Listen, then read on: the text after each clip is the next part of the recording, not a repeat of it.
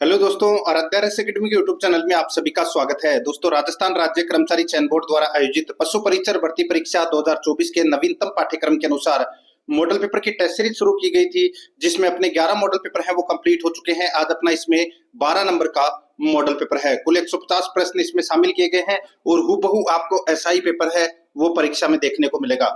कम समय के अंदर अगर आपको निश्चित रूप से सफलता प्राप्त करनी है तो दोस्तों ज्यादा से ज्यादा मॉडल पेपरों का टेस्ट है वो अवश्य दें। अगर आपने पिछले मॉडल पेपर अगर नहीं देखे हैं तो आप प्ले लिस्ट में जाइए, वहां पे आपको फोल्डर मिल जाएगा पशु परिचर मॉडल पेपर के नाम से, आपको वहां फोल्डर मिल जाएगा। तो आप वहां जाकर पिछले मॉडल पेपरों का टेस्ट है वो अवश्य दें। और आराध्या रेस एकेडमी के यूट्यूब चैनल को सब्सक्राइब नहीं किया तो सब्सक्राइब जरूर करें, बेल आइकन को दबाएं, वीडियो को लाइक और अपने दोस्तों के पास में शेयर जरूर करें। तो चलिए दोस्तों शुरू करते हैं आज का अपना 12 नंबर का मॉडल पेपर। देखिए, पहला प्रश्न है, निम्नलिखित में से कौन सा युग्म राजस्थान के अक्षांशीय देशांतरीय विस्तार को सही रूप से दर्शाता है। यहाँ पर देखिए अक्षांशीय विस्तार और देशांतरीय विस्तार दे रखा है। ऑप्शन के अनुसार बताना है कि इसमें कौन सा सही है। यहाँ पर दोस्तों आप सभी को पता है कि अक्षांशीय विस्तार कितना है, 23 डिग्री 3 मिनट से 30 डिग्री 12 मिनट उत्तरी अक्षांश और 69.5 डिग्री पूर्वी देशांतर से 78 डिग्री 17 मिनट पूर्वी देशांतर। तो दोस्तों ये बी नंबर का ऑप्शन अपना इसमें राइट आंसर हो जाएगा। ये राजस्थान का अक्षांशीय और देशांतरीय विस्तार है। ठीक है, आगे देखिए सेकंड नंबर का प्रश्न है, निम्नलिखित कथनों पर विचार कीजिए तथा सही उत्तर का चयन नीचे दिए गए कूटों से कीजिए। दोस्तों कूटों से अपने को यहाँ पर बताना है कि कौन सा इसमें सही है। दोस्तों यहाँ पर देखिए बुराट का पठार कुंभलगढ़ और राजसमंद के बीच में स्थित है। दोस्तों आप सभी को पता होना चाहिए कुंभलगढ़ का जो पठार है ये दोस्तों बोराट का पठार है, ये गोकुंदा और कुंभलगढ़ के बीच में स्थित है। तो यहाँ पर राजसमंद दे रखा है, इसलिए अपना ये क्या हो जाएगा, गलत हो जाएगा। ठीक है, उत्खात स्थलाकृति चंबल बेसिन में मिलती है, बिल्कुल सही बात है। रघुनाथगढ़ उत्तरी अरावली का सर्वोच्च शिखर है, ये भी दोस्तों इसमें बिल्कुल सही है। तो इसमें 2 और 3 क्या है, सही है, बाकी पहला इसमें गलत दे रखा है। तो यहाँ पर अपना इसमें राइट आंसर क्या हो जाएगा, सी नंबर का ऑप्शन बिल्कुल सही, जिसमें 2 और 3 दे रखा है। आगे देखिए दोस्तों यहाँ पे 3 नंबर का प्रश्न है, निम्नलिखित में से कौन सा प्रभाग राजस्थान का स्थलाकृतिक प्रभाग नहीं है। राजस्थान का स्थलाकृतिक प्रभाग कौन सा नहीं है। दोस्तों यहाँ पर आप देख सकते हैं अरावली या पहाड़ी क्षेत्र राजस्थान में है, बिल्कुल सही है। थार या अन्य शुष्क क्षेत्र भी राजस्थान में है। विंध्य और मालवा पठार सहित पठार है राजस्थान में, बिल्कुल सही है। पश्चिमी और पूर्वी घाट, ये दोस्तों आप सभी को पता है कि पश्चिमी घाट कहाँ पर है। तो दोस्तों ये महाराष्ट्र, तमिलनाडु, कर्नाटक, केरल, गोवा उधर है दोस्तों ये। ठीक है, तो यहाँ पर अपना इसमें राइट आंसर क्या हो जाएगा, डी नंबर का ऑप्शन बिल्कुल सही, ये राजस्थान का प्रभाग नहीं है। आगे देखिए 4 नंबर का प्रश्न है, फुलवारी की नाल अभ्यारण्य किस जिले में स्थित है। दोस्तों फुलवारी की नाल अभ्यारण्य ये उदयपुर में है, सभी को पता होगा, डी नंबर का ऑप्शन बिल्कुल सही। आगे देखिए राजस्थान में कुल वन क्षेत्र कितना है। राजस्थान में कुल वन क्षेत्र है दोस्तों, यहाँ पर इसका राइट आंसर हो जाएगा देखिए अभी के अनुसार 32,921 वर्ग किलोमीटर है। 32,921 वर्ग किलोमीटर है राजस्थान में कुल वन क्षेत्र है। यहाँ पर ए नंबर का ऑप्शन बिल्कुल सही उत्तर हो जाएगा। 6 नंबर का प्रश्न इसमें देखिए, निम्नांकित में से कौन सा समय मानसून प्रत्यावर्तन की ऋतु का है। बताइए मानसून प्रत्यावर्तन की ऋतु का समय है वो कौन सा है। सही उत्तर हो जाएगा वो है अक्टूबर से मध्य दिसंबर। अक्टूबर से मध्य दिसंबर, तो यहाँ पर ए नंबर का ऑप्शन बिल्कुल सही उत्तर इसमें हो जाएगा। ये आपको इसमें याद रखना है। वर्षा ऋतु का समापन हो जाता है और दोस्तों धीरे धीरे इसमें सर्दियां हैं वो स्टार्ट हो जाती है। तो यहाँ पर अपना इसमें ए नंबर का ऑप्शन बिल्कुल सही। 7 नंबर का प्रश्न इसमें देखिए, पूर्वी राजस्थान की जलवायु कौन सी है। पूर्वी राजस्थान की जलवायु दोस्तों कौन सी है। अब पूर्वी राजस्थान में कौन कौन सा क्षेत्र आता है। तो दोस्तों इसमें आप सभी को पता होना चाहिए अलवर, अजमेर, ब्यावर, जयपुर, सीकर, झुंझुनू ये क्षेत्र आते हैं दोस्तों इसमें। ठीक है, तो इसमें उपाद्र जलवायु प्रदेश है ये, उपाद्र जलवायु। तो यहाँ पर अपना इसमें सी नंबर का ऑप्शन बिल्कुल सही उत्तर इसमें हो जाएगा। आगे देखिए 8 नंबर का प्रश्न है, वाकल, वत्रक, मेसवा और हतमती किसकी सहायक नदियां हैं। दोस्तों ये साबरमती की सहायक नदियां हैं। साबरमती कहां से निकलती है। तो दोस्तों आप सभी को पता होगा ये उदयपुर जिले से निकलती है दोस्तों, ये कोटड़ा क्षेत्र से। तो यहाँ पर अपना इसमें सी नंबर ऑप्शन बिल्कुल सही। 9 नंबर का प्रश्न है, सांबर झील में निम्नलिखित में से कौन सी नदी नहीं गिरती है। बताइए कौन सी नदी नहीं गिरती है सांबर में? दोस्तों देखिए, मेंथा गिरती है, रूपनगढ़ गिरती है, खंडेला गिरती है, लेकिन जोजड़ी नहीं गिरती। जोजड़ी है वो लूनी नदी की सहायक नदी है। यहाँ पर डी नंबर का ऑप्शन बिल्कुल सही। 10 नंबर का प्रश्न इसमें देखिए, राजस्थान के निम्नलिखित में से किस सिंचाई परियोजना द्वारा दाब या छिड़काव या दोस्तों स्प्रिंकलर सिंचाई प्रणाली को अनिवार्य बना दिया गया है? ये तो आप सभी को दोस्तों पता होना चाहिए। यहाँ पर बात हो रही है नर्मदा नहर परियोजना की। वहां पर दोस्तों ये स्प्रिंकलर सिंचाई प्रणाली है वो दोस्तों इसको अनिवार्य कर दिया गया है, यानी कि फुहारा सिंचाई। तो यहाँ पर अपना इसमें राइट आंसर ए नंबर का ऑप्शन बिल्कुल सही उत्तर हो जाएगा। आगे देखिए, यहाँ पे 11 नंबर का प्रश्न है, चंबल परियोजना जिन राज्यों की संयुक्त परियोजना है वे राज्य कौन से हैं? दोस्तों चंबल परियोजना है ये राजस्थान और मध्य प्रदेश की संयुक्त परियोजना है। यहाँ पर डी नंबर का ऑप्शन बिल्कुल सही उत्तर हो जाएगा। आगे देखिए, 12 नंबर का प्रश्न है, 2011 की जनगणना के अनुसार राजस्थान के बारे में निम्नलिखित में से कौन सा कथन सही है? कौन सा कथन सही है ये अपने को दोस्तों यहाँ पर बताना है। दोस्तों यहाँ पर आप देख सकते हैं, देखिए अनुसूचित जनजाति जनसंख्या का कुल जनसंख्या का 13.5% है। तो दोस्तों ये कथन यहाँ पर जो दे रखा है ये बिल्कुल सही दे रखा है। ठीक है, तो यहाँ पर अपना इसमें राइट आंसर क्या हो जाएगा? वो है ए नंबर का जो ऑप्शन है वो इसका बिल्कुल सही, ये इसमें कथन है वो इसमें सत्य कथन है। ठीक है, आगे देखिए दोस्तों, यहाँ पे 13 नंबर का प्रश्न है, राजस्थान में 2011 की जनगणना के अनुसार कौन सी जनजाति जनसंख्या के आधार पर द्वितीय है? बताइए, जनसंख्या के आधार पर दूसरी सबसे बड़ी जनजाति कौन सी है? तो वो है दोस्तों भील। यहाँ पर ए नंबर का ऑप्शन बिल्कुल सही उत्तर इसमें हो जाएगा। ये आपको इसमें याद रखना है। दोस्तों राज्य में भीलों की जनसंख्या के आधार पर दोस्तों दूसरा स्थान है और इनकी कुल आबादी दोस्तों 41 लाख है। ये आपको इसमें याद रखना है। ठीक है, यहाँ पर अपना इसमें ए नंबर ऑप्शन सही उत्तर। 14 नंबर का प्रश्न इसमें देखिए, निम्नलिखित में से कौन सा राजस्थान में राष्ट्रीय राजमार्ग पर भारत की पहली आपातकालीन लैंडिंग के संबंध में सही है? बताइए, राष्ट्रीय राजमार्ग पर भारत की पहली आपातकालीन लैंडिंग के संबंध में कौन सा कथन है वो दोस्तों इसमें सत्य है, वो अपने को यहाँ पर बताना है। दोस्तों यहाँ पर देखिए, इसका उद्घाटन 9 अक्टूबर 2021 को हुआ। तो दोस्तों ये गलत हो जाएगा ये कथन। ठीक है दोस्तों, 9 सितंबर को हुआ था इसका उद्घाटन, तो यहाँ पर अक्टूबर दे रखा है, गलत हो जाएगा। इसका उद्घाटन राजस्थान के मुख्यमंत्री अशोक गहलोत द्वारा किया गया, तो दोस्तों ये भी इसमें क्या हो जाएगा? गलत हो जाएगा। इसका उद्घाटन दोस्तों केंद्रीय मंत्री राजनाथ सिंह और नितिन गडकरी के द्वारा दोस्तों ये इसका उद्घाटन है वो किया गया, तो ये भी कथन गलत हो जाएगा। सी नंबर का देखिए, इसका निर्माण राष्ट्रीय राजमार्ग 925A पर गंधव भास्कर खंड पर किया गया है। ये कथन दोस्तों इसमें क्या है? बिल्कुल सही कथन है। ठीक है, ये आपको इसमें याद रखना है। तो यहाँ पर अपना इसमें सी नंबर का ऑप्शन राइट आंसर हो जाएगा। अपने को सत्य कथन बताना था, चौथा भी इसमें गलत दे रखा है। ठीक है, आगे देखिए दोस्तों, यहाँ पे 15 नंबर का प्रश्न है। इसमें देखिए, किस बड़ी रेल लाइन पर देश की पहली रेल बस सेवा 12/10/1994 से राजस्थान राज्य में प्रारंभ की गई? बताइए, ये तो दोस्तों रेल बस नाम तो सुना ही होगा, और ये दोस्तों मेड़ता रोड से मेड़ता सिटी तक चलती है। राइट आंसर हो जाएगा यहाँ पे सी नंबर का ऑप्शन बिल्कुल सही। इसमें एक ही डब्बा चलता है दोस्तों। ठीक है, ए नंबर ऑप्शन बिल्कुल सही। आगे देखिए, यहाँ पे 16 नंबर का प्रश्न है, राजस्थान के किस जिले से अमेरिकन कपास का उत्पादन होता है? अमेरिकन कपास का उत्पादन दोस्तों सभी को पता होगा, ये गंगानगर जिले में होता है इसका उत्पादन। ठीक है, गंगानगर और हनुमानगढ़ कपास के प्रमुख उत्पादक जिले हैं, ये भी याद रखना है। राइट आंसर हो जाएगा यहाँ पे गंगानगर ऑप्शन में दे रखा है, डी नंबर ऑप्शन बिल्कुल सही।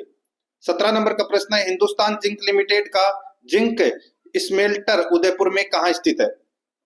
हिंदुस्तान जिंक लिमिटेड का जिंक स्मेल्टर उदयपुर में कहाँ स्थित है? राइट आंसर हो जाएगा ये दोस्तों देबारी में है। कहां पर है? देबारी में। सही उत्तर सी नंबर ऑप्शन सही उत्तर। 18 नंबर का प्रश्न इसमें देखिए, रिको द्वारा 4 एग्रो फूड पार्क विकसित किए गए हैं। ये चारों के नाम आपको याद रखने हैं दोस्तों। 4 एग्रो फूड पार्क हैं वो दोस्तों बोरानाडा, जोधपुर, कोटा, अलवर, श्री गंगानगर में विकसित किए गए हैं। ठीक है, जोधपुर, कोटा, अलवर, श्री गंगानगर में। यहाँ पर सी नंबर का ऑप्शन राइट आंसर इसमें हो जाएगा। 19 नंबर का प्रश्न इसमें देखिए, इन दिनों जोधपुर के संग्रहालय में रखे उत्तर गुप्त काल से संबंधित लाल बलुआ पत्थर में आदमकद स्थानक यानी कि खड़े विष्णु के मिले हैं। तो दोस्तों क्या मिले हैं, विष्णु के कहां पे मिले हैं दोस्तों? यहाँ पर इस प्रश्न का राइट आंसर देखिए, जोधपुर के संग्रहालय में रखे गए दोस्तों उत्तर गुप्त काल से संबंधित लाल बलुआ पत्थर में आदमकद स्थानक यानी कि खड़े विष्णु है वो पाली में मिले हैं। कहां पर? पाली में। राइट आंसर इसमें सी नंबर का ऑप्शन सही उत्तर। 20 नंबर का प्रश्न इसमें देखिए, कालीबंगा का उत्खनन कार्य कितने स्तरों में किया गया? तो दोस्तों ये किया गया 5 स्तरों में। कितने स्तरों में? 5 स्तरों में। तो यहाँ पर सी नंबर का ऑप्शन बिल्कुल सही उत्तर हो जाएगा, 5 स्तरों में। नेक्स्ट आगे देखिए, यहाँ पे 21 नंबर का प्रश्न है, भारतीय इतिहास में राजपूत वंशों का प्रभुत्व किस अवधि तक या किस अवधि के दौरान था? तो दोस्तों राजपूत काल है वो माना जाता है दोस्तों 8वीं से 12वीं शताब्दी तक। राइट आंसर हो जाएगा यहाँ पे ए नंबर का ऑप्शन बिल्कुल सही उत्तर। नेक्स्ट आगे देखिए, 22 नंबर का प्रश्न है, मारवाड़ के किस शासक ने मुगलों की अधीनता स्वीकार नहीं की? मारवाड़ का शासक वो था जिसने मुगलों की अधीनता स्वीकार नहीं की। राइट आंसर हो जाएगा राव चंद्रसेन। राव चंद्रसेन को दोस्तों मारवाड़ का भूला बिसरा राजा कहा जाता है और प्रताप का अग्रगामी भी कहा जाता है। यहाँ पर सी नंबर ऑप्शन बिल्कुल सही। 23 नंबर का प्रश्न है, इसमें देखिए कथन ए और कारण आर दिया गया है। अपने को बताना है कि दोस्तों इनमें से कौन सा कथन है वो इसमें सत्य है। कथन या आर, कथन ए सही है या आर सही है? तो दोस्तों देखिए यहाँ पे राजस्थान के राज्यों ने अंग्रेजों के साथ अधीनस्थ संधियां की थी, बिल्कुल सही बात है। उन्होंने साम्राज्यवादी शक्ति के संरक्षण की आवश्यकता थी, दोस्तों बिल्कुल सही है। उन्हें साम्राज्यवादी शक्ति के संरक्षण की आवश्यकता थी, बिल्कुल सही है। यहाँ पे दोनों के दोनों कथन है वो दोस्तों क्या है, सत्य है। और दोस्तों यहाँ पे ए और आर दोनों सही है, किंतु आर एक की ठीक व्याख्या करता है। यहाँ पर डी नंबर का ऑप्शन राइट आंसर हो जाएगा। 24 नंबर का प्रश्न इसमें देखिए, प्रसिद्ध एकी आंदोलन का नेतृत्व है वो किया था, किसने किया था? एकी आंदोलन का नेतृत्व है दोस्तों किसके द्वारा किया गया था? तो ये मोतीलाल तेजावत के द्वारा किया गया था। यहाँ पर बी नंबर का ऑप्शन बिल्कुल सही उत्तर हो जाएगा। आगे देखिए, कहां से किया था ये भी पता होना चाहिए दोस्तों। चित्तौड़गढ़ में एक स्थान है मातृकुंडिया, वहां पर दोस्तों ये आंदोलन है वो प्रारंभ किया था। Right answer B number option सही, मोतीलाल तेजावत। 25 नंबर का प्रश्न इसमें देखिए, जागीरदार राव कृष्ण सिंह ने बिजोलिया में किसी किसान की बेटी की शादी होने पर एक नया कर यानी 5 रुपए का दोस्तों भुगतान की शुरुआत की थी। 5 रुपए के भुगतान की शुरुआत की थी। उस नए कर का नाम क्या था? तो उस नए कर का नाम था दोस्तों चौरी कर। यहाँ पर अपना इसमें right answer C number option हो जाएगा, चौरी कर। और ये कब शुरू किया गया था? तो दोस्तों 1903 में। ये भी आपको इसमें याद रखना है। आगे देखिए, यहाँ पे 26 नंबर का प्रश्न है, मेवाड़ प्रजामंडल की स्थापना किसकी अध्यक्षता में 1938 में की गई थी? दोस्तों मेवाड़ प्रजामंडल की स्थापना माणक्यलाल वर्मा ने की थी और इसके प्रथम अध्यक्ष थे वो थे बलवंत राय मेहता। कौन थे? बलवंत राय मेहता। तो यहाँ पर अपना इसमें डी नंबर का ऑप्शन राइट आंसर हो जाएगा, बलवंत राय मेहता। नेक्स्ट आगे देखिए, यहाँ पे 27 नंबर का प्रश्न है, मत्स्य संघ का कौन सा राज्य जनता के बहुमत के आधार पर उत्तर प्रदेश के साथ विलीनीकरण के लिए तैयार था? मत्स्य संघ का कौन सा राज्य जनता के बहुमत के आधार पर उत्तर प्रदेश के साथ विलीनीकरण के लिए तैयार था? तो वो था दोस्तों सीधा सा है, उत्तर प्रदेश के टच में कौन सा है? वही अपना सही उत्तर हो जाएगा, वो है धौलपुर। राइट आंसर हो जाएगा यहाँ पे सी नंबर का ऑप्शन सही उत्तर। 28 नंबर का प्रश्न है, स्वामी दयानंद सरस्वती ने उदयपुर में किस संस्था की स्थापना की थी? दोस्तों उदयपुर के अंदर परोपकारिणी सभा की स्थापना की थी। सी नंबर का ऑप्शन सही उत्तर। नेक्स्ट आगे देखिए, 29 नंबर का प्रश्न है, उदयपुर, भीलवाड़ा और चित्तौड़गढ़ में कौन सी बोली ज्यादातर बोली जाती है? उदयपुर, भीलवाड़ा, चित्तौड़गढ़ में कौन सी बोली ज्यादा बोली जाती है? दोस्तों यहाँ पर देखिए मेवाड़ी, ए नंबर का ऑप्शन बिल्कुल सही उत्तर हो जाएगा। आगे देखिए 30 नंबर का प्रश्न है, कानड़ दे प्रबंध किसके द्वारा रचित है? कानड़ दे प्रबंध किसके द्वारा रचित है? तो दोस्तों ये पद्मनाभ के द्वारा रचित ग्रंथ है। तो राइट आंसर हो जाएगा बी नंबर ऑप्शन बिल्कुल सही। देखिए परीक्षा में 50 प्रश्न राजस्थान भूगोल और राजस्थान इतिहास, कला, संस्कृति से संबंधित पूछे जाएंगे, ठीक है। और वही अपन यहाँ पे 50 प्रश्न है वो पढ़ रहे हैं। उसके बाद में अपन जनरल साइंस के प्रश्न पढ़ेंगे, फिर करंट के, फिर मैथ के, फिर पशुपालन से संबंधित प्रश्न। बिल्कुल हूबहू आपको ऐसा ही पेपर है वो परीक्षा में देखने को मिलेगा। आराध्या आरएस एकेडमी के यूट्यूब चैनल को अगर आपने अभी तक सब्सक्राइब नहीं किया तो सब्सक्राइब जरूर करें, बेल आइकन को दबाएं ताकि नोटिफिकेशन है वो आपके पास में निरंतर पहुंचता रहे। और वीडियो को लाइक नहीं किया तो वीडियो को लाइक जरूर करें और अपने दोस्तों के पास में फेसबुक व्हाट्सएप ग्रुप पे शेयर जरूर करें। बहुत ही शानदार लेवल की ये मॉडल पेपर की टेस्ट सीरीज है दोस्तों। अगर आपने मॉडल पेपर की और यानी कि और मॉडल पेपर अगर नहीं देखे हैं तो आप प्ले लिस्ट में जाइए, वहां पे आपको फोल्डर मिल जाएगा पशु परिचर मॉडल पेपर के नाम से, वहां फोल्डर बना हुआ है। तो आप वहां जाकर पिछले मॉडल पेपरों का टेस्ट है वो ज्यादा से ज्यादा दें और उनका जो लिंक है वो दोस्तों आपको डिस्क्रिप्शन में भी मिल जाएगा। 31 नंबर का प्रश्न है, इसमें देखिए किस समारोह में किस देवता या देवी के सामने छोटे बच्चे के बाल पहली बार काटे जाते हैं? बताइए दोस्तों, छोटे बच्चे के पहली बार बाल है वो किस देवी या देवता के सामने काटे जाते हैं? सही उत्तर हो जाएगा वो है दोस्तों वो काटे जाते हैं किस समारोह में? ठीक है, तो दोस्तों जड़ूला। ठीक है, जड़ूला ये अपन किसी भी देवता के आगे है वो चढ़ाते हैं, जड़ूला। ठीक है, राइट आंसर हो जाएगा यहाँ पे सी नंबर का ऑप्शन, सही उत्तर जड़ूला। आगे देखिए सबकी अपनी अपनी परंपरा। 32 नंबर का प्रश्न है, इसमें देखिए बिश्नोई निम्नलिखित में से किसकी पूजा करते हैं? दोस्तों बिश्नोई किसकी पूजा करते हैं? राइट आंसर हो जाएगा जाम्बोजी की। बिश्नोई संप्रदाय के ये प्रवर्तक थे संत जाम्बोजी। ठीक है, इनका जन्म दोस्तों पिपासर नागौर में हुआ था। यहाँ पर अपना इसमें राइट आंसर हो जाएगा डी नंबर का ऑप्शन, बिल्कुल सही। आगे देखिए यहाँ पे 33 नंबर का प्रश्न है, मेवात क्षेत्र के अलवर जिले में जन्म लेने वाले प्रसिद्ध संत है वो कौन से थे? बताइए, मेवात क्षेत्र के अलवर जिले में जन्म लेने वाले प्रसिद्ध संत है वो कौन से थे? राइट आंसर हो जाएगा वो है लालदास जी। कौन थे? लालदास जी। यहाँ पर सी नंबर का ऑप्शन बिल्कुल सही उत्तर इसमें हो जाएगा। इन्होंने लालदासी संप्रदाय की स्थापना की थी। राइट आंसर हो जाएगा सी नंबर ऑप्शन सही। नेक्स्ट आगे देखिए, निम्नलिखित में से कौन सा आभूषण मानव अंग सुमेलित नहीं है? बताइए कौन सा आभूषण मानव अंग पर पहने जाने वाला इसमें सही सुमेलित नहीं है? यहाँ पर देखिए सुरलिया आभूषण है, ये कान में पहना जाता है। तिमणिया आभूषण गले में पहना जाता है। तगड़ी आभूषण कमर में पहना जाता है। रमजोल आभूषण यहाँ पर कलाई दे रखा है। दोस्तों ये जो रमजोल आभूषण है ये महिलाओं के द्वारा पैर में पहने जाने वाला आभूषण है ये। राइट आंसर हो जाएगा यहाँ पे सी नंबर का ऑप्शन, बिल्कुल सही उत्तर हो जाएगा। आगे देखिए दोस्तों यहाँ पे 35 नंबर का प्रश्न है, राजस्थान में ताराबात की ओढ़नी किस वर्ग की महिलाओं में प्रचलित है? ताराबात की ओढ़नी दोस्तों राइट आंसर हो जाएगा ये आदिवासी महिलाओं में प्रचलित है दोस्तों। राइट आंसर हो जाएगा यहाँ पे ए नंबर का ऑप्शन, बिल्कुल सही। 36 नंबर का प्रश्न है, इसमें देखिए यह लोकगीत शैली है जो स्थानीय डाकुओं की दास्तां बयां करती है। यह नृत्य सबसे पहले राजस्थान के शेखावाटी क्षेत्र में किया गया था और इसे धोती कुर्ता और पगड़ी पहने पुरुषों द्वारा किया गया था। कलाकार कठपुतली घोड़े के अंदर बैठते हैं और विवाह और अन्य सार्वजनिक समारोह में नृत्य करते हैं। इस नृत्य को कहा जाता है, तो दोस्तों इस नृत्य को क्या कहा जाता है? इस नृत्य को दोस्तों कच्ची घोड़ी कहा जाता है। क्या कहा जाता है? कच्ची घोड़ी नृत्य। यहाँ पर अपना इसमें डी नंबर का ऑप्शन बिल्कुल सही उत्तर इसमें हो जाएगा और ये पुरुषों द्वारा किया जाने वाला नृत्य है। डी नंबर ऑप्शन सही उत्तर। नड़ क्या है? बताइए नड़ क्या है? तो नड़ दोस्तों ये एक लंबी बांसुरी है नड़। राइट आंसर हो जाएगा यहाँ पे ए नंबर का ऑप्शन, बिल्कुल सही उत्तर इसमें हो जाएगा, याद रखना। ठीक है, आगे देखिए यहाँ पे 38 नंबर का प्रश्न है, किस लोक देवता की ख्याति 4 हाथों वाले देवता के रूप में हुई? 4 हाथों वाले देवता किसको कहते हैं? तो दोस्तों कल्ला जी को। राइट आंसर हो जाएगा वीर कल्ला जी, बी नंबर का ऑप्शन, बिल्कुल सही। 39 नंबर का प्रश्न है, शिला देवी का मंदिर किस किले में स्थित है? दोस्तों शिला देवी का जो मंदिर है ये आमेर के किले में स्थित है। यहाँ पर ए नंबर का ऑप्शन, बिल्कुल सही उत्तर।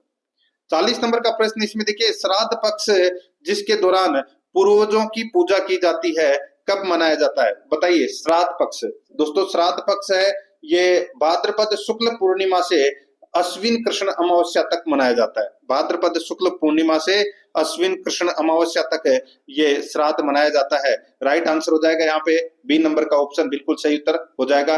ये इसमें 15 दिनों में लोग अपने पितरों यानी कि पूर्वजों को जल देते हैं। ठीक है, right answer B number option सही। आगे देखिए यहाँ पे 41 नंबर का प्रश्न है, राजस्थान का तेजाजी पशु मेला निम्नांकित नस्लों में से किस एक के लिए प्रसिद्ध है? बताइए तेजाजी पशु मेला राइट आंसर हो जाएगा दोस्तों, ये नागौरी गाय के लिए प्रसिद्ध है। यहाँ पर डी नंबर ऑप्शन बिल्कुल सही।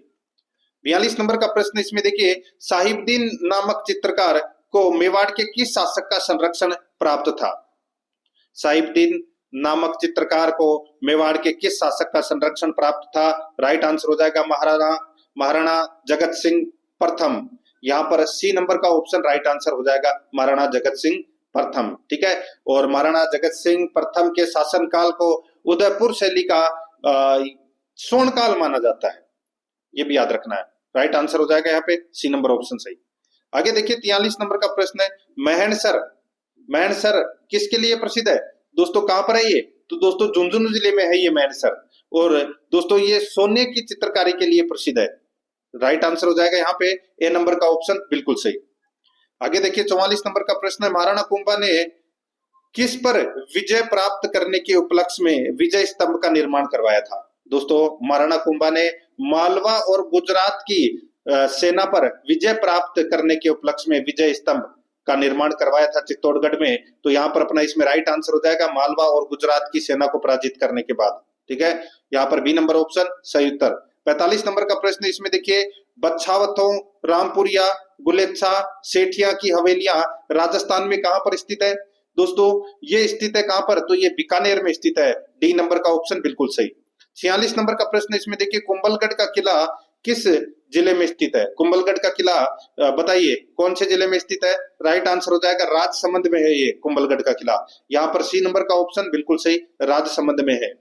नेक्स्ट आगे देखिए, यहाँ पे 47 नंबर का प्रश्न है, चित्तौड़गढ़ का विजय स्तंभ इनके द्वारा बनवाया गया था। बताइए चित्तौड़गढ़ का विजय स्तंभ किसके द्वारा बनवाया गया था? राइट आंसर हो जाएगा दोस्तों यहाँ पे ये बनवाया गया था राणा कुंभा के द्वारा। यहाँ पर बी नंबर का option right answer, Rana Kumbha के द्वारा। आगे देखिए 48 नंबर का प्रश्न है, सही युग्मों को सुमेलित कीजिए, सही युग्मों को सुमेलित कीजिए। दोस्तों यहाँ पर देखिए, एक तरफ राजस्थानी लोक नृत्य दे रखे हैं, दूसरी तरफ जातियां दे रखी है। तो यहाँ पर देखिए नेजा नृत्य दोस्तों भील जनजाति द्वारा किया जाता है, इंडोनी नृत्य कालबेलिया जनजाति द्वारा किया जाता है, तेरह ताली नृत्य है वो रामदेव जी के मेले में कामड़ जाति की महिलाओं द्वारा किया जाता है, और वालर नृत्य गरासिया समुदाय का ये नृत्य है।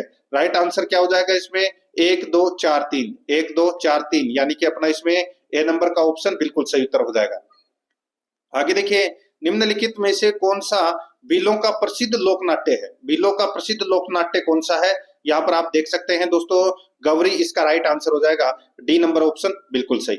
आगे देखिए, गुरुद्वारा बुद्ध जोहड़ राजस्थान के किस जिले में अवस्थित है? दोस्तों गुरुद्वारा बुड्ढा जोहड़ ये कहां पर स्थित है?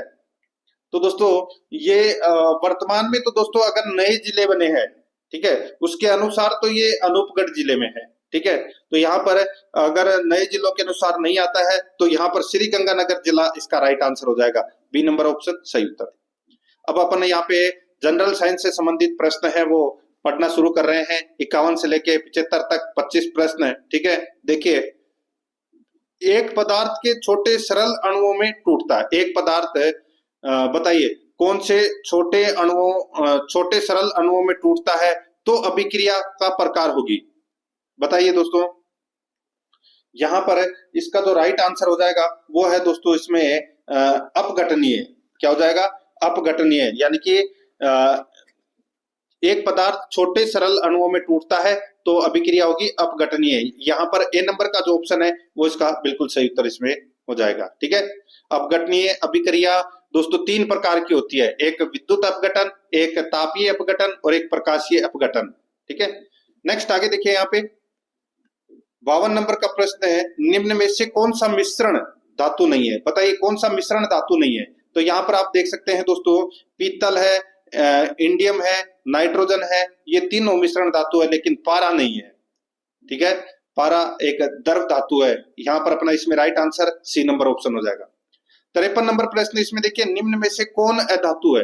निम्न में से कौन अधातु है? यहाँ पर आप देख सकते हैं दोस्तों, जर्मन सिल्वर। जर्मन सिल्वर है ये दोस्तों क्या है? अधातु है। तो यहाँ पर इसमें डी नंबर का ऑप्शन राइट आंसर हो जाएगा, जर्मन सिल्वर। नेक्स्ट आगे देखिए, यहाँ पे 54 नंबर का प्रश्न है, निम्न में से कौन आघात वर्धनीय नहीं है? कौन आघात वर्धनीय नहीं है। तो यहाँ पर आप देख सकते हैं एल्यूमिनियम है, तांबा है, चांदी है, लेकिन ग्रेफाइट नहीं है। ठीक है, राइट आंसर हो जाएगा डी नंबर का जो ऑप्शन है वो इसका बिल्कुल सही उत्तर हो जाएगा। ग्रेफाइट अधातु होने के कारण दोस्तों आघात वर्धनीय नहीं होता, इसकी परतीय संरचना होती है।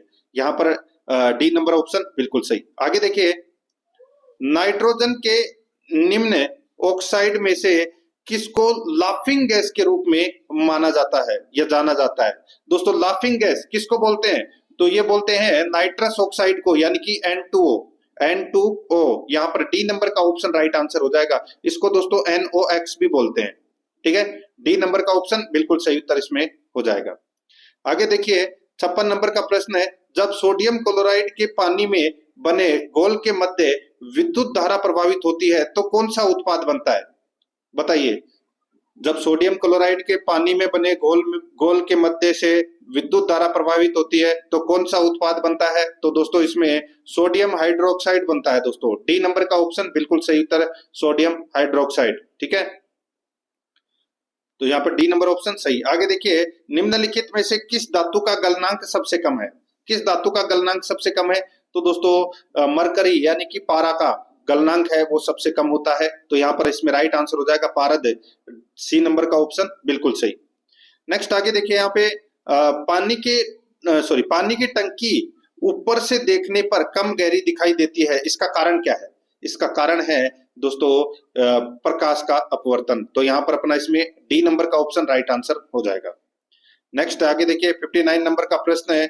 यहाँ पर आप देख सकते हैं दोस्तों, निकट दृष्टि दोष से पीड़ित व्यक्ति 20 सेंटीमीटर से 100 सेंटीमीटर तक स्थित वस्तुओं को देख सकता है। अनंत पर स्थित वस्तुओं को देखने के लिए उसे किस प्रकार का तथा किस फोकस दूरी वाला लेंस प्रयुक्त करना पड़ेगा? तो दोस्तों उसके लिए दोस्तों देखिए अनंत दूर की यानी कि अनंत की वस्तुएं देखने के लिए उसे अवतल लेंस का प्रयोग करना होगा और फोकस दूरी दोस्तों 100 सेंटीमीटर हो वो प्रयुक्त करना पड़ेगा। तो यहाँ पर अपना इसमें राइट आंसर क्या हो जाएगा? वो है अवतल लेंस और 100 सेंटीमीटर फोकस दूरी। तो यहाँ पर अपना डी नंबर ऑप्शन सही उत्तर। आगे देखिए, जूम लेंस क्या होता है? जूम लेंस क्या होता है? तो दोस्तों यह एक परिवर्ती फोकस दूरी वाला लेंस होता है। यह एक परिवर्ती फोकस दूरी वाला लेंस होता है जूम लेंस। यहाँ पर बी नंबर का ऑप्शन बिल्कुल सही।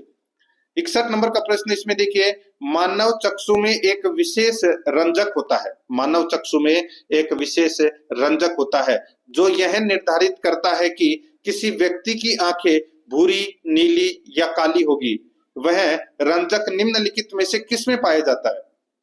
मानव चक्षु में एक विशेष रंजक होता है जो यह निर्धारित करता है कि किसी वस्तु की आंखें भूरी, नीली या काली होगी। यह रंजक निम्नलिखित में से किस में पाया जाता है? तो दोस्तों ये पाया जाता है रक्त पटल पर। यहाँ पर बी नंबर का ऑप्शन बिल्कुल सही, रक्त पटल पर।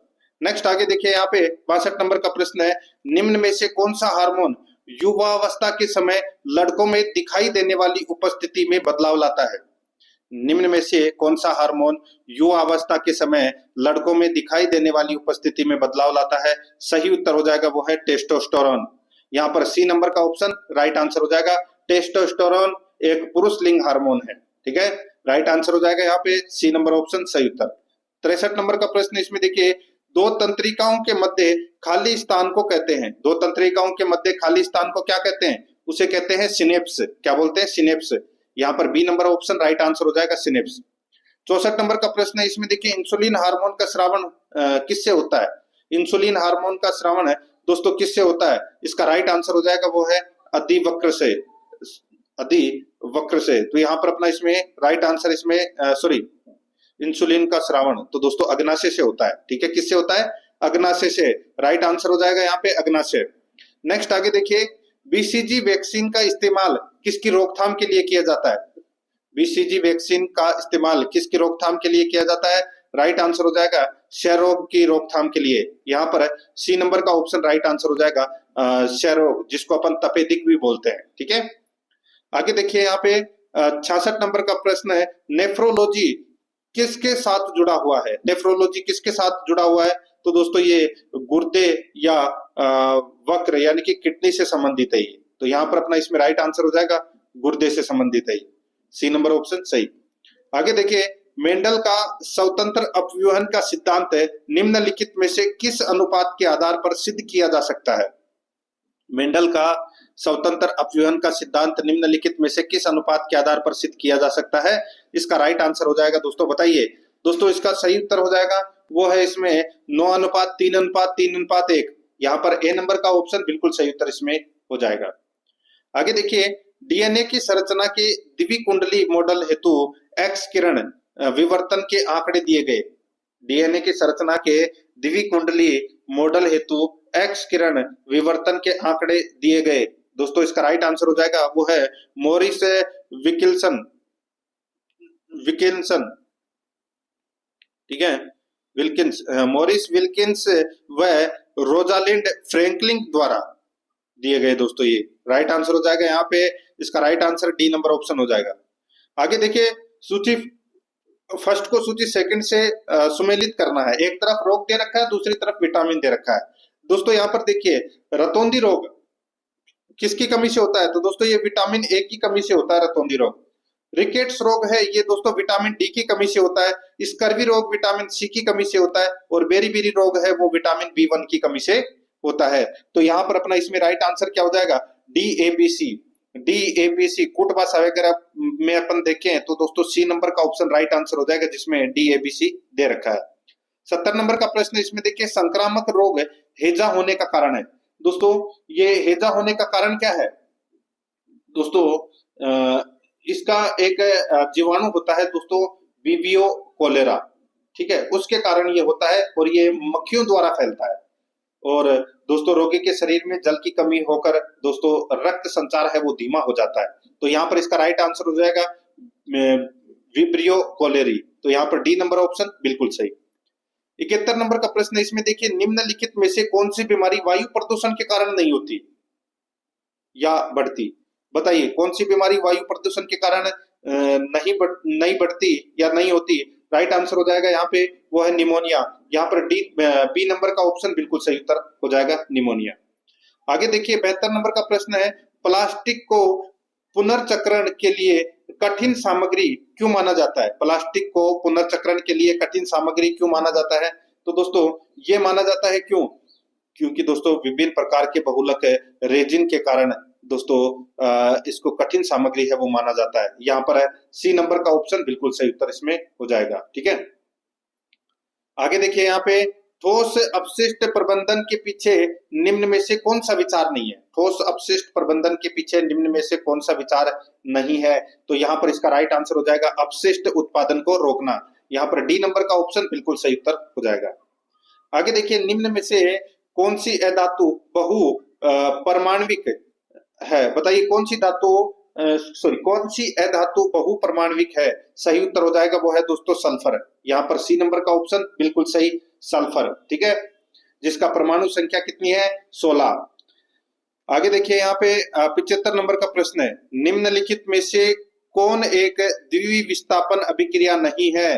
द्विविस्थापन अभिक्रिया दोस्तों देखिए, इसमें ये सही से टाइप नहीं हुआ तो इसको छोड़ दीजिए, मैं आपको डायरेक्ट बता देता हूँ। यहाँ पे देखिए Mg3N2 plus 6H2O 3MgOH2 plus 2NH3, ये दोस्तों द्विविस्थापन अभिक्रिया नहीं है। बी नंबर का ऑप्शन राइट आंसर हो जाएगा इसमें, ये आपको इसमें याद रखना है, ठीक है। बाकी दोस्तों इसमें देखिए सही से टाइप है वो नहीं हुआ है, इसमें ये 2 मिसिंग है, ठीक है। देखिए अब अपन है वो करंट अफेयर से संबंधित क्वेश्चन है वो प्रारंभ कर रहे हैं। विश्व फार्मासिस्ट दिवस प्रतिवर्ष कब मनाया जाता है? ये मनाया जाता है दोस्तों 25 सितंबर को। सी नंबर का ऑप्शन बिल्कुल सही, 25 सितंबर को। आगे देखिए, राजस्थान में मिशन बुनियाद का संबंध है। राजस्थान में मिशन बुनियाद का संबंध है वो किससे है? तो दोस्तों ये डिजिटल लर्निंग से है, डिजिटल लर्निंग से इसका संबंध है। ए नंबर का ऑप्शन बिल्कुल सही। 78 नंबर का प्रश्न इसमें देखिए, हाल ही में किस एयरपोर्ट का नाम जगत गुरु संत तुकाराम महाराज के नाम पर रखा गया है?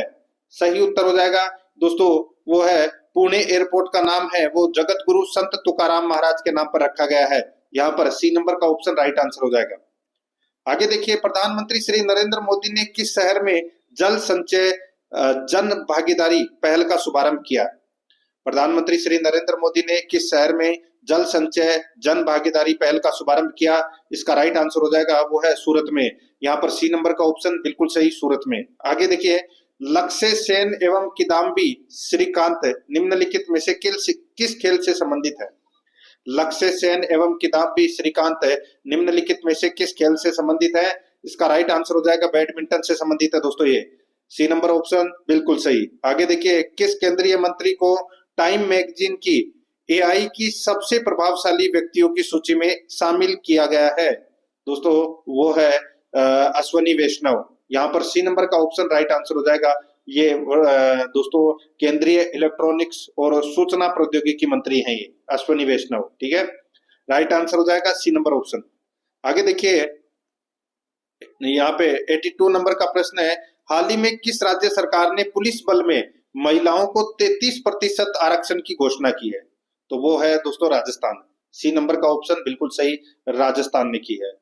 आगे देखिए, यहाँ पे 83 नंबर का प्रश्न है, कपिल परमार किस खेल में पैरा ओलंपिक पदक जीतने वाले पहले भारतीय एथलीट बने हैं? तो वो बने हैं दोस्तों जूडो, जूडो खेल से संबंधित है दोस्तों ये, ठीक है। राइट आंसर हो जाएगा यहाँ पे जूडो, बी नंबर ऑप्शन सही। आगे देखिए, मनकीडिया समुदाय को हाल ही में किस राज्य ने विशेष आदिवासी समूह का दर्जा दिया है?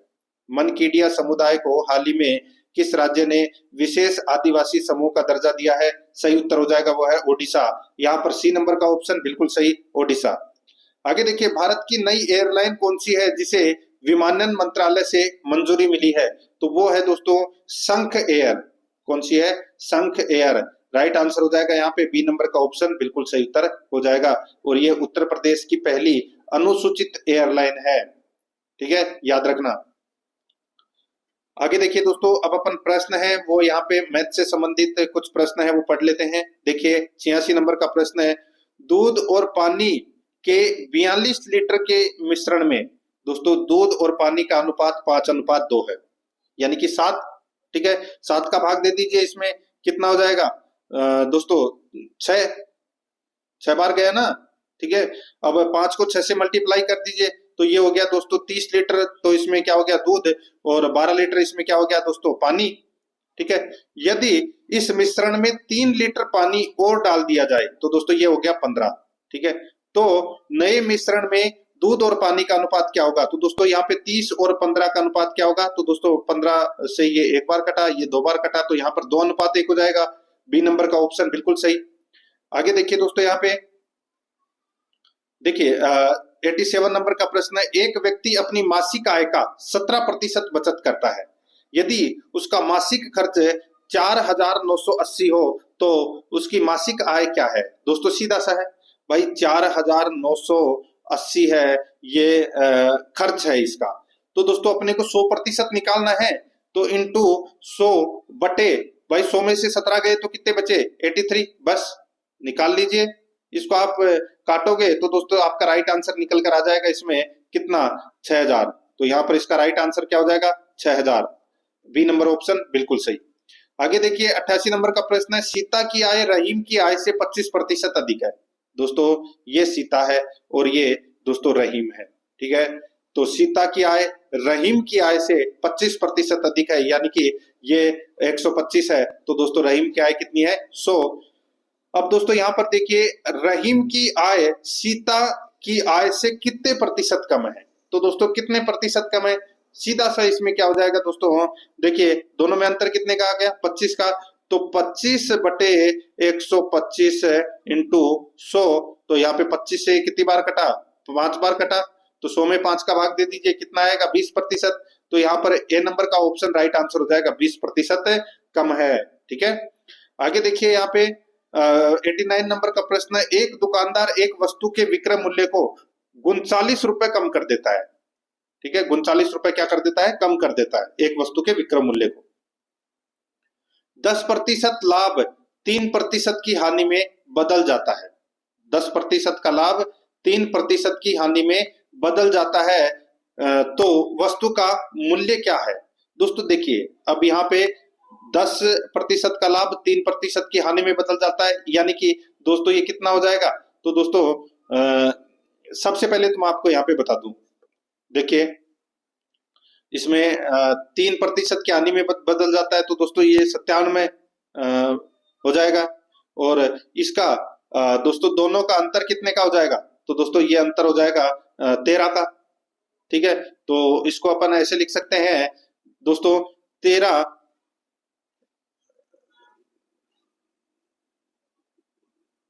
देखिए शुरू से देखिए इस प्रश्न को, इसको अपन माना कि अपन ने वस्तु का मूल्य मान लिया दोस्तों x, ठीक है, तो यहाँ पे 10% का लाभ है, तो यहाँ पर 110 x बटे 100 इसको लिख सकते हैं, माइनस 39 कम कर देता है तो इसको अपन 39 बराबर दोस्तों 3% की हानि हो रही है, तो 97 x बटा दोस्तों 100 लिख सकते हैं, बिल्कुल लिख सकते हैं। तो दोस्तों अब यहाँ पर देखिए इसमें इसको मल्टीप्लाई करोगे दोस्तों, क्रॉस मल्टीप्लाई, तो यहाँ पर आ जाएगा दोस्तों, इसको सोल्व करोगे तो 13x बराबर दोस्तों इसमें 3900 आ जाएगा। ठीक है, और x बराबर क्या हो जाएगा 3900 बटे 13, यानी कि x बराबर 300 आ जाएगा। तो यहाँ पर इसमें सी नंबर का ऑप्शन बिल्कुल सही। 90 नंबर का प्रश्न, इसमें देखिए एक वस्तु को 31 रुपए में बेचने पर दुकानदार को 7% की हानि होती है, जब वह उसी वस्तु को 35 रुपए में बेचता है तो उसे होने वाला प्रतिशत लाभ है वो ज्ञात कीजिए। दोस्तों ये 7% की हानि हो रही है, ठीक है, माना कि वस्तु है वो दोस्तों 100 रुपए की है, तो 7% की हानि हो रही है, तो दोस्तों कितने की हुई वस्तु 93 रुपए की। ठीक है, यानी कि 31 रुपए में बेचने पर दोस्तों हानि का मूल्य है वो कितना हो जाएगा 93, कितना हो जाएगा 93, तो एक हानि का मूल्य कितना हो जाएगा दोस्तों 93 बटे 31, तो यहाँ पर दोस्तों 35 हानि में बेचता है, तो दोस्तों यहाँ पर सीधा सा हो जाएगा 93 बटे 31 इंटू 35, तो कितना आ जाएगा, तो दोस्तों 105% आ जाएगा। तो यहाँ पर इसका राइट आंसर क्या हो जाएगा 5% अधिक है, तो इसका सही उत्तर बी नंबर ऑप्शन बिल्कुल सही। 91 नंबर का प्रश्न है, इसमें देखिए किस धन का 15% वार्षिक चक्रवर्ती ब्याज की दर से 2 वर्ष का मिश्र धन 13,225 हो जाएगा। बताइए किस धन का 15% वार्षिक चक्रवर्ती ब्याज की दर से 2 वर्ष का मिश्र धन 13,225 हो जाएगा। तो दोस्तों अब यहाँ पर अपने को क्या करना है, सीधा सा है, आप मूलधन ज्ञात कर लीजिए। ठीक है, मूलधन कैसे ज्ञात करेंगे, तो आप इसको दोस्तों डायरेक्ट भी कर सकते हैं और ऑप्शन उठा के भी कर सकते हैं, जैसे कि ऑप्शन अधिकतर दोस्तों जो एक पूर्ण संख्या है वही होती है, जैसे कि मैंने यहाँ पे 10,000 ऑप्शन में उठा लिया। ठीक है, अब दोस्तों 10,000 का आप क्या कर लीजिए 15% निकाल लीजिए, तो कितना हो जाएगा दोस्तों 1500। ठीक है, 1500 हो जाएगा, 1500 इसमें जोड़ दीजिए तो कितना हो जाएगा 11,500, नॉर्मली बता रहा हूं। ठीक है, 11,500 का आप 15% निकालोगे तो दोस्तों कितना आ जाएगा, देखिए यहाँ पे ये 5 से 3 बार गया, ये दोस्तों 20 बार गया, ये 0 से यहाँ पे 0 कट गया, और 1150 को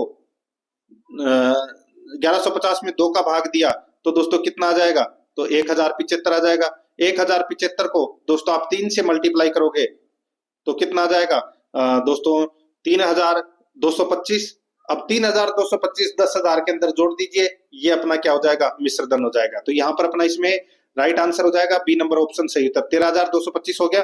ठीक है, आगे देखिए कोई धन चक्रवर्ती ब्याज की एक निश्चित दर से 4 वर्ष में दुगनी हो जाती है, इसी दर से यह 16 गुना कितने वर्षों में होगी, इसी दर से 16 गुना कितने वर्षों में होगी, तो दोस्तों एक निश्चित दर से 4 वर्ष में दुगनी हो जाती है, 4 वर्ष में वो क्या हो जाती है दुगनी हो जाती है। ठीक है, यानी कि दोस्तों मान लीजिए अपने पास में 100 रुपए है, ठीक है, और ये 4 वर्षों में 200 रुपए हो गए, तो यहाँ पे दर है वो दोस्तों कितनी हो जाएगी, देखिए सीधा सा मैं आपको बताऊं, यहाँ पे दर है वो दोस्तों इसमें 25% हो जाएगी। ठीक है, तो उसी दर से ये 16 गुना कितने वर्ष में होगी, तो यहाँ पर देखिए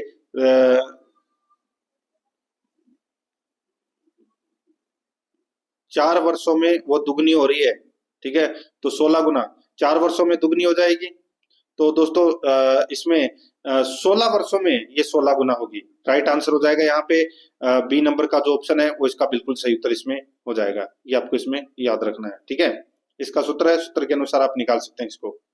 आगे देखिए यहाँ पे 93 नंबर का प्रश्न है, कितने वर्षों में एक धनराशि 5% प्रति वर्ष की ब्याज दर पर तिगुनी हो जाएगी। दोस्तों दर है वो यहाँ पर कितनी दे रखी है, 5% दे रखी है, ठीक है। मिश्र धन यहाँ पर 3 दे रखा है, तो मूलधन क्या हो जाएगा, 1 हो जाएगा, ठीक है।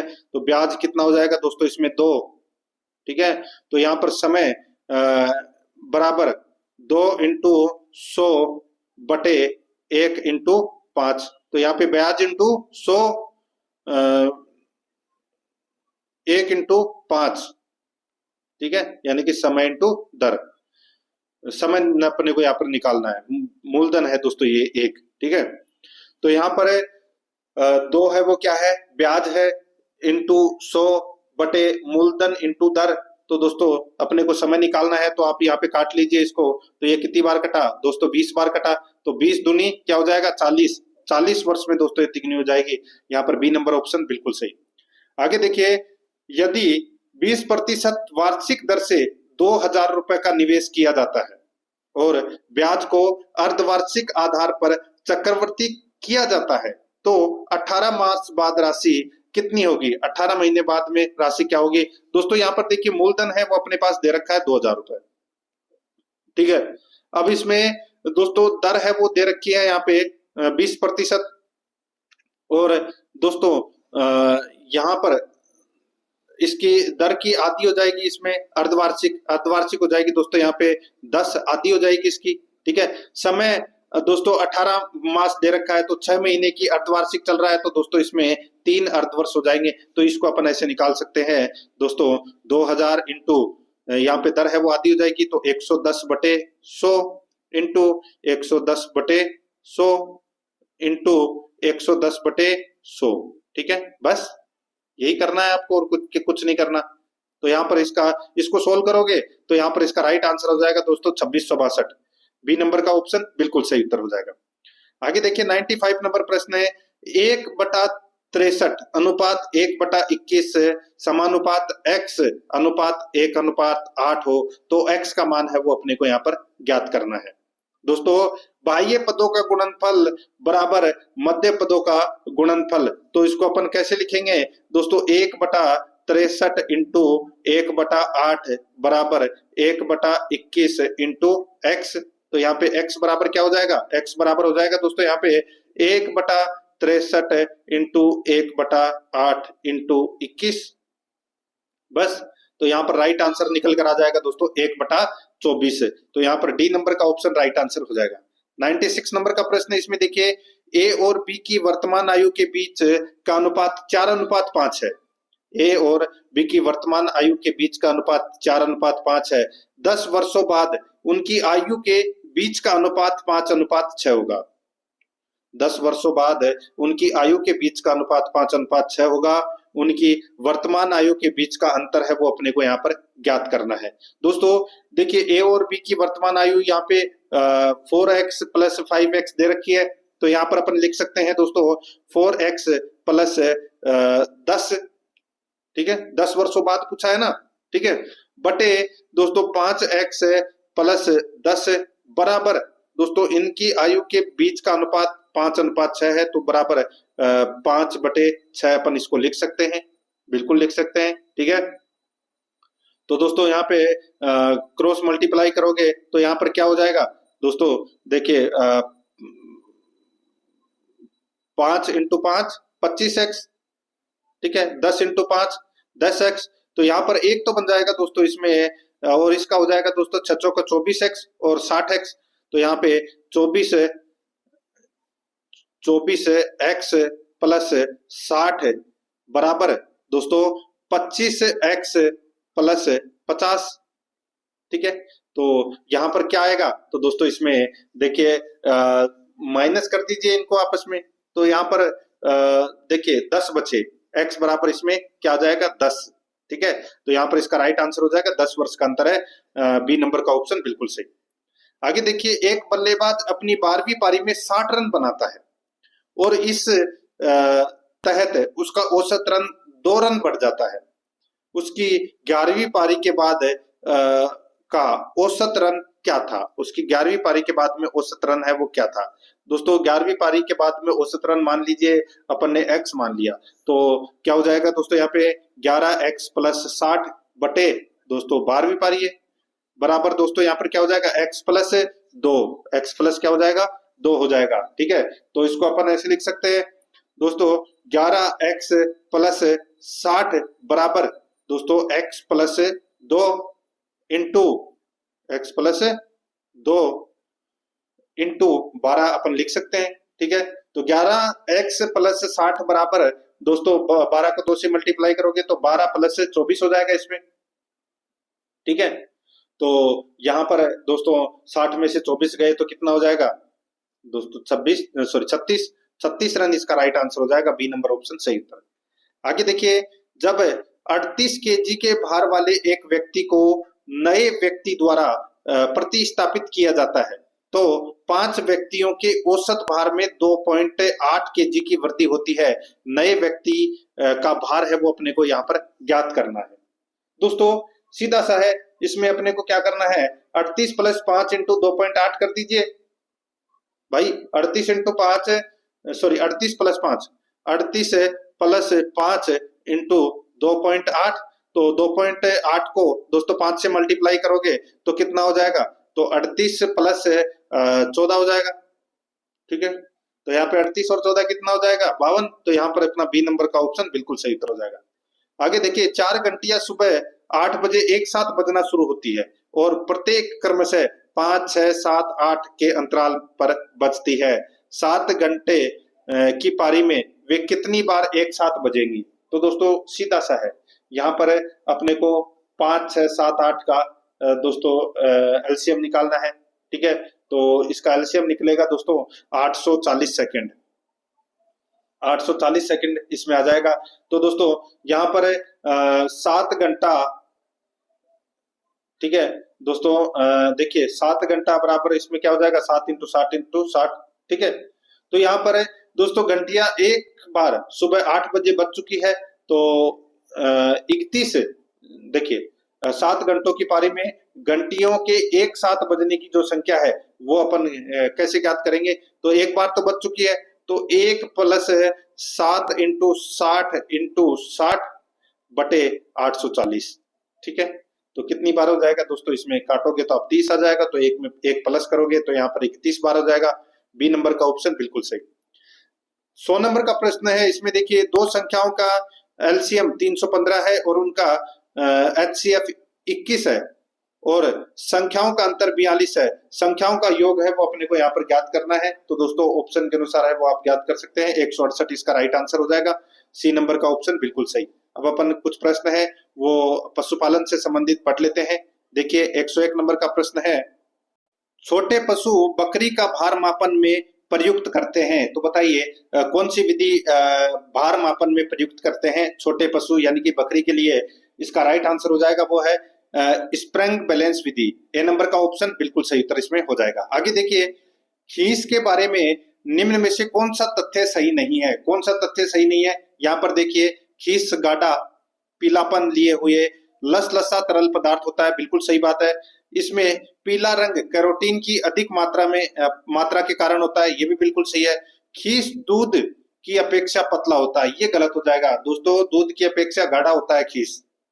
ठीक है, खीस में वसा गोलिकाएं अनियमित आकार की होती है, बिल्कुल सही बात है। तो यहाँ पर दोस्तों सी नंबर का ऑप्शन राइट आंसर हो जाएगा क्योंकि ये तथ्य सही नहीं है। आगे देखिए, बंद पशु आवास में पशुओं को बांधने की विधि है तो वो कौन सी है, तो वो है दोस्तों मुंह से मुंह विधि, पूंछ से पूंछ विधि। राइट आंसर हो जाएगा यहाँ पे सी नंबर ऑप्शन सही, ए व बी दोनों। आगे देखिए, दूध या क्रीम में वसा के प्रतिशत को वांछित मानक तक बढ़ाने या घटाने की प्रक्रिया को क्या कहा जाता है, तो उसको कहा जाता है दोस्तों मानकीकरण। यहाँ पर सी नंबर का ऑप्शन राइट आंसर मानकीकरण कहा जाता है। 105 नंबर का प्रश्न है, भेड़ की कौन सी नस्ल केंद्रीय भेड़ एवं ऊन अनुसंधान संस्थान मालपुरा टोंक राजस्थान द्वारा विकसित की गई है। बताइए भेड़ की कौन सी नस्ल है वो केंद्रीय भेड़ एवं ऊन अनुसंधान संस्थान मालपुरा टोंक के द्वारा विकसित की गई है। उसका नाम है दोस्तों एविकालीन। यहाँ पर ए नंबर का ऑप्शन बिल्कुल सही उत्तर इसमें हो जाएगा, अविकालीन। ठीक है, आगे देखिए यहाँ पे 106 नंबर का प्रश्न है, निम्नलिखित में से कौन सा राष्ट्रीय उद्यान भारत में लगभग विलुप्त एशियाई शेरों का एकमात्र निवास स्थान है? तो दोस्तों इसका राइट आंसर हो जाएगा वो है गिर राष्ट्रीय उद्यान। ए नंबर का ऑप्शन बिल्कुल सही, गिर राष्ट्रीय उद्यान कहां पर है? गुजरात में। आगे देखिए, दंत सूत्र में लिखे गए मित्रों के अंश दर्शाते हैं। तो दोस्तों वो अंश दर्शाते हैं, तो इसका राइट आंसर हो जाएगा वो है ऊपरी जबड़े के दांत, ऊपरी जबड़े के दांत। राइट आंसर इसमें बी नंबर ऑप्शन हो जाएगा। आगे देखिए, निम्नलिखित में से कौन मुर्गी की भारतीय नस्ल है? मुर्गी की भारतीय नस्ल कौन सी है? तो वो है दोस्तों बुसरा। बुसरा है ये दोस्तों मुर्गी पालन की एक भारतीय नस्ल है बुसरा। डी नंबर ऑप्शन बिल्कुल सही। आगे देखिए, निम्न में से किसे मशीन मिल्किंग का हृदय कहा जाता है? बताइए किसे मशीन मिल्किंग का हृदय कहा जाता है? इसका राइट आंसर हो जाएगा वो है दोस्तों पल्सेटर को, पल्सेटर को कहा जाता है दोस्तों मशीन मिल्किंग का हृदय। यहाँ पर डी नंबर का ऑप्शन बिल्कुल सही उत्तर इसमें हो जाएगा। ठीक है, आगे देखिए 110 नंबर प्रश्न है, भेड़ व बकरी के दूध में कानूनी मानकानुसार SNF की मात्रा कितनी होनी चाहिए? भेड़ व बकरी के दूध में कानूनी मानकानुसार SNF की मात्रा कितनी होनी चाहिए? तो दोस्तों ये होनी चाहिए 9%। तो यहाँ पर सी नंबर का ऑप्शन राइट आंसर हो जाएगा 9%। आगे देखिए, निम्नलिखित में से कौन पोल्ट्री फार्म प्रबंधन का एक महत्वपूर्ण घटक नहीं है? कौन पोल्ट्री फार्म प्रबंधन का एक महत्वपूर्ण घटक नहीं है? इसका राइट आंसर हो जाएगा वो है गंदगी फैलाना। यहाँ पर सी नंबर का ऑप्शन बिल्कुल सही, गंदगी फैलाना। 112 नंबर का प्रश्न इसमें देखिए, वे रोग जो अचानक तेजी से आते हैं और थोड़ी देर में समाप्त हो जाते हैं कहलाते हैं, तो वो क्या कहलाते हैं? तो दोस्तों वो उग्र रोग कहलाते हैं। यहाँ पर बी नंबर का ऑप्शन बिल्कुल सही, उग्र रोग कहलाते हैं। आगे देखिए, यहाँ पे 113 नंबर का प्रश्न है, वह प्रक्रिया जिसके द्वारा जैविक कचरे को नष्ट करने के लिए कीड़ों का उपयोग किया जाता है? वह प्रक्रिया जिसके द्वारा जैविक कचरे को नष्ट करने के लिए कीड़ों का उपयोग किया जाता है, इसका राइट आंसर हो जाएगा वो है वर्मी कंपोस्टिंग। यहाँ पर सी नंबर का ऑप्शन बिल्कुल सही, वर्मी कंपोस्टिंग। आगे देखिए, शोधक का कौन सा गुण दूध कणों को बर्तनों की सतह से दूर करता है? शोधक का कौन सा गुण दूध कणों को बर्तनों की सतह से दूर करता है? तो वो है दोस्तों विलोष्टनकारी गुण। कौन सा? विलोष्टनकारी गुण। यहाँ पर बी नंबर का ऑप्शन बिल्कुल सही उत्तर इसमें हो जाएगा। ठीक है, इसका उदाहरण है कास्टिक सोडा। आगे देखिए 15 नंबर का प्रश्न है, एक पशु प्रबंधक के कार्य होते हैं। एक पशु प्रबंधक के कार्य निर्णय लेना, योजना बनाना, नियंत्रण करना। तो इसका राइट आंसर हो जाएगा उपरोक्त सभी। डी नंबर ऑप्शन बिल्कुल सही। आगे देखिए, दूध लैक्टोज के अम्ल में परिवर्तित होने से खट्टा बन जाता है। तो दोस्तों इसका राइट आंसर हो जाएगा वो है लैक्टिक अम्ल में परिवर्तित होने से ये खट्टा हो जाता है। राइट आंसर हो जाएगा बी नंबर ऑप्शन बिल्कुल सही। नेक्स्ट आगे देखिए, यहाँ पे जर्सी गाय के दूध में वसा एवं प्रोटीन का प्रतिशत क्रमशः कितना होता है? तो दोस्तों इसका राइट आंसर हो जाएगा जर्सी गाय के दूध में 5.5 वसा का प्रतिशत रहता है और प्रोटीन का 3.9% रहता है। तो यहाँ पर बी नंबर का ऑप्शन बिल्कुल सही। आगे देखिए 118 नंबर का प्रश्न है, अभिकथन और कारण यहाँ पर दे रखा है। देखिए, वनों की कटाई से मिट्टी का क्षरण होता है। वनों की कटाई से मिट्टी का क्षरण है वो दोस्तों होता है, बिल्कुल सही बात है। कारण आर देखिए यहाँ पे कारण ही दे रखा है, आर नहीं दे रखा। ठीक है, पेड़ों की जड़ें मिट्टी को एक साथ बांधने में मदद करती है और क्षरण को रोकती है। तो दोस्तों बिल्कुल सही बात है। देखिए यहाँ पर बिल्कुल सही कथन है। तो यहाँ पर देखिए कथन ए और कारण दोनों सही है, लेकिन कारण कथन की सही व्याख्या है वो नहीं करता है। यहाँ पर बी नंबर का ऑप्शन बिल्कुल सही उत्तर हो जाएगा। आगे देखिए, दूध के निम्न उत्पादों में से किसमें सर्वाधिक वसा पाई जाती है? तो सर्वाधिक वसा है वो दोस्तों घी में पाई जाती है। ठीक है, राइट आंसर इसमें ए नंबर ऑप्शन हो जाएगा। आगे देखिए, लंपी त्वचा रोग का कारक है। लंपी त्वचा रोग का कारक है तो वो है विषाणु। राइट आंसर हो जाएगा यहाँ पे सी नंबर का ऑप्शन बिल्कुल सही उत्तर इसमें हो जाएगा। ठीक है, नेक्स्ट आगे देखिए, यहाँ पे मुर्गी आवास पद्धति की पिंजरा प्रणाली में प्रचलित किस्मों के प्रकार है। तो इसका राइट आंसर हो जाएगा वो है 4। दोस्तों पिंजरों कि निम्न 4 किस्में प्रचलित है। एक है फ्लैट डेक, एक है टेयर स्टेप, एक है डबल डेक और एक है ट्रिपल डेक। ठीक है, right answer C number option सही। आगे देखिए, भैंस का दूध का अच्छा स्रोत है दोस्तों, भैंस का दूध का अच्छा स्रोत है कैल्शियम और फास्फोरस का दोस्तों ये अच्छा स्रोत होता है। यहाँ पर अपना इसमें डी नंबर का ऑप्शन बिल्कुल सही। 123 नंबर का प्रश्न है, दूध में वसा में गिल्सरोल व वसीय अम्लों का अनुपात होता है। दोस्तों यहाँ पर देखिए, दूध में वसा में उपस्थित गिल्सरोल एवं वसीय अम्लों का अनुपात 1:3 होता है। यहाँ पर ए नंबर का ऑप्शन बिल्कुल सही, 1:3। आगे देखिए, भोजन के पाचन की प्रक्रिया के दौरान होने वाले ऊर्जा परिवर्तन के प्रकार बताएं। तो दोस्तों वो हो जाएगा इसमें रासायनिक ऊर्जा से उष्मा ऊर्जा। यहाँ पर अपना इसमें ए नंबर ऑप्शन सही उत्तर। 125 नंबर का प्रश्न है, निम्नलिखित में से किस रिजर्व क्षेत्र ने संरक्षण के उद्देश्य से प्रोजेक्ट रेड पांडा शुरू किया है? निम्नलिखित में से किस रिजर्व क्षेत्र ने संरक्षण के उद्देश्य से प्रोजेक्ट रेड पांडा शुरू किया है? इसका राइट आंसर हो जाएगा वो है Padmaja Naidu Himalayan zoological park. यहाँ पर बी नंबर का ऑप्शन बिल्कुल सही उत्तर इसमें हो जाएगा।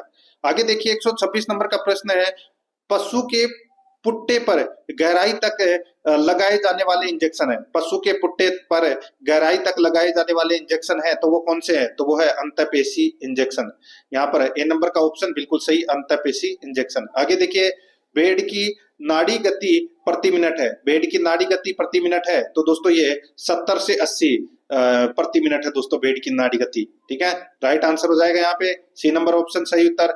आगे देखिए, रानीखेत बीमारी के उपचार हेतु प्रयुक्त वैक्सीन लगाते हैं। रानीखेत बीमारी दोस्तों किसमें होती है?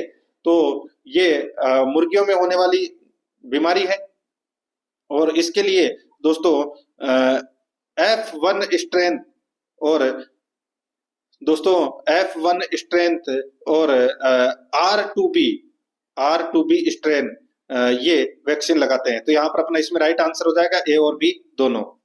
आगे देखिए, नवजात पशु की नाभि में सूजन एवं मवाद किस रोग का लक्षण है? तो दोस्तों ये कौन से रोग का लक्षण है? तो ये नेवल रोग का लक्षण है। ए नंबर का ऑप्शन बिल्कुल सही। आगे देखिए, 130 नंबर का प्रश्न है, गाय में दुग्ध ज्वर रोग किसकी कमी से होता है? गाय में दुग्ध ज्वर रोग किसकी कमी से होता है? तो ये होता है दोस्तों कैल्शियम की कमी से। यहाँ पर बी नंबर का ऑप्शन बिल्कुल सही, कैल्शियम की कमी से। आगे देखिए, लंगड़ा बुखार रोग का रोगजनक है। लंगड़ा बुखार रोग का दोस्तों रोगजनक है तो वो कौन सा है? तो वो है क्लोस्ट्रीडियम सोवियाई। ए नंबर का ऑप्शन बिल्कुल सही उत्तर हो जाएगा। आगे देखिए, 132 नंबर का प्रश्न है, पशुओं में बीमारी के कारण या कारक के संबंध में सही युग्म कौन सा है?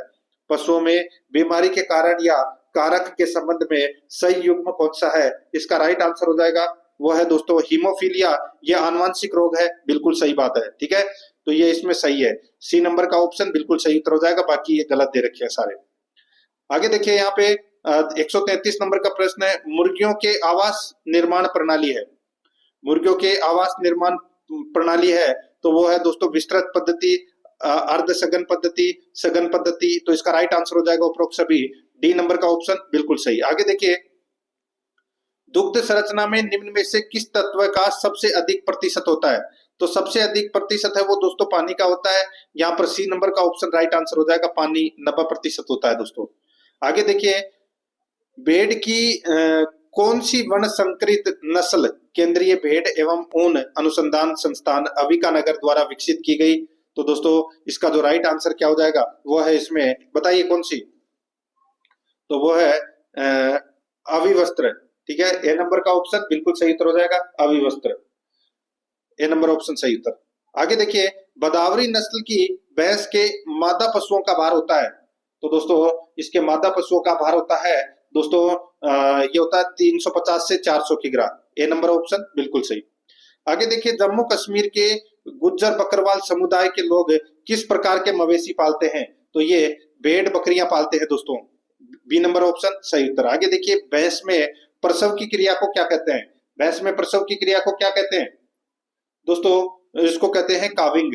यहाँ पर ए नंबर ऑप्शन बिल्कुल सही, काविंग बोलते हैं। आगे देखिए, निम्न में से कौन सी वीर्य एकत्रीकरण की सबसे अच्छी विधि है? तो दोस्तों सबसे अच्छी विधि है वो है दोस्तों यहाँ पे कृत्रिम योनि विधि। यहाँ पर डी नंबर ऑप्शन बिल्कुल सही उत्तर हो जाएगा। आगे देखिए, निम्न में से किस नस्ल की बकरी के चेहरे के दोनों तरफ कानों से थूथन तक सफेद पट्टी होती है? तो ये होती है दोस्तों इसमें है किसमें, टोटनबर्ग नस्ल की बकरी के चेहरे के दोनों तरफ कानों से थूथन तक सफेद पट्टी होती है। यहाँ पर बी नंबर ऑप्शन सही उत्तर है। आगे देखिए, कर्नाटक और आंध्र प्रदेश के गोला समुदाय किस प्रकार के मवेशी पालते हैं? तो किस प्रकार के मवेशी पालते हैं? तो दोस्तों गाय और भैंस प्रकार के मवेशी पालते हैं। सी नंबर ऑप्शन बिल्कुल सही। आगे देखिए, देवली गाय की नस्ल, दोस्तों देवली गाय की जो नस्ल है ये द्विकाजी नस्ल है दोस्तों, ठीक है। यहाँ पर ए नंबर का ऑप्शन बिल्कुल सही, द्विकाजी नस्ल। नेक्स्ट आगे देखिए, अपराधी जनजाति अधिनियम किस वर्ष लागू किया गया? दोस्तों ये लागू किया गया 1871 में, ए नंबर ऑप्शन सही। नेक्स्ट आगे देखिए, विभिन्न स्तरों पर भोजन पाचित रस तथा अवशिष्ट की गति को कौन नियंत्रित करता है? तो ये नियंत्रित करता है दोस्तों संवर्णी पेशियां। यहाँ पर सी नंबर का ऑप्शन बिल्कुल सही, संवर्णी पेशियां। आगे देखिए, शरीर की सबसे बड़ी तथा लंबी अस्थि कौन सी है? तो दोस्तों वो है फीमर। यहाँ पर बी नंबर का ऑप्शन राइट आंसर हो जाएगा, फीमर। आगे देखिए, मसाई चरवाहों पर औपनिवेशिक शासन पर क्या असर पड़ा? तो दोस्तों राइट आंसर हो जाएगा वो है उनकी परंपरागत सत्ता कमजोर हो गई। यहाँ पर बी नंबर का ऑप्शन बिल्कुल सही। 147 नंबर प्रश्न है, सही कथन कौन सा है वो अपने को यहाँ पर बताना है। बाएं फेफड़े की तुलना में दायां फेफड़ा बड़ा होता है, बिल्कुल सही बात है। तो यहाँ पर इसका ए नंबर ऑप्शन बिल्कुल सही, ठीक है। आगे देखिए दोस्तों, यहाँ पे मेड काऊ नामक रोग किससे होता है? दोस्तों ये मेड काऊ नामक रोग है ये प्रियोन से होता है, ठीक है, प्रियोन। राइट आंसर हो जाएगा यहाँ पे डी नंबर का ऑप्शन बिल्कुल सही उत्तर इसमें हो जाएगा, और ये सर्वाधिक दोस्तों भेड़ों में होती है। डी नंबर ऑप्शन बिल्कुल सही। आगे देखिए, कार्पस ल्यूटियम द्वारा स्रावित हार्मोन है तो वो कौन सा है? तो वो है प्रोजेस्टोन। यहाँ पर सी नंबर का ऑप्शन राइट आंसर, प्रोजेस्टोन। आगे देखिए, कोंकणी किसान दंगर चरवाहों का स्वागत क्यों करते थे? कोंकणी किसान दंगर चरवाहों का स्वागत क्यों करते थे? क्योंकि दंगर उनके खेतों को उपजाऊ बनाते हैं। यहाँ पर बी नंबर का जो ऑप्शन है वो इसका बिल्कुल सही उत्तर इसमें हो जाएगा। तो दोस्तों इसी के साथ मैंने आपको ये 12 नंबर का मॉडल पेपर है वो कंप्लीट करवा दिया है। प्रश्न कैसे लगे कमेंट में जरूर बताएं, और आराध्यालय एकेडमी के यूट्यूब चैनल को सब्सक्राइब नहीं किया तो सब्सक्राइब जरूर करें, बेल आइकन को दबाएं, वीडियो को लाइक और अपने दोस्तों के पास में शेयर जरूर करें। मिलते हैं दोस्तों नेक्स्ट क्लास में। जय हिंद, जय भारत।